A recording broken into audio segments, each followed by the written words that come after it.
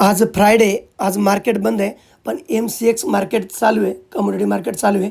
आपण crude ऑइलचा futures sale केलेला आहे. आपल्याला ₹1400 प्रॉफिट रनिंग आहे.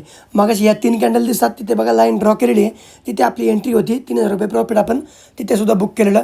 त्यानंतर हा सेकंड ट्रेड आहे. परत मार्केट बघा वरती गेलेलं सपोर्ट घेऊन रिटेस्ट करून परत मार्केट खाली येत आहे आणि आपण लाईन ड्रॉ केली, तिथे एंट्री घेतलेली आहे. ह्या ट्रेडला आपण खाली सपोर्ट आहे तिथपर्यंत होल्ड करण्याचा प्रयत्न करू.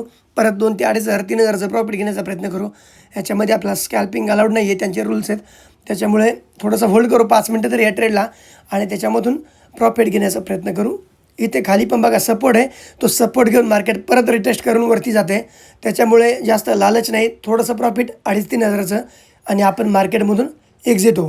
मार्केट आहे, मार्केट कधीच कुणाला समजलं नाही. त्याच्यामुळे मार्केटमध्ये सपोर्ट रेजिस्टन्स हे खूप महत्त्वाचे आहेत. तुम्ही रेजिस्टन्स आणि सपोर्टवरती काम करा, प्रॉपर वर्क करा, तुम्हाला नक्कीच रिझल्ट हा चांगला भेटेल. आणि स्टॉप लॉस मार्केटमध्ये तुम्ही प्रॉपर मेंटेन करा. स्टॉप लॉस जर तुमचा मेंटेन तुम्ही केला तर नक्कीच तुम्हाला तुमचं कॅपिटल सेव्ह करता येईल आणि चांगल्या प्रकारे तुम्ही प्रॉफिट करू शकता किंवा तुमचं कॅपिटल सेव्ह करून तुम्ही मार्केटमध्ये टिकून राहू शकता.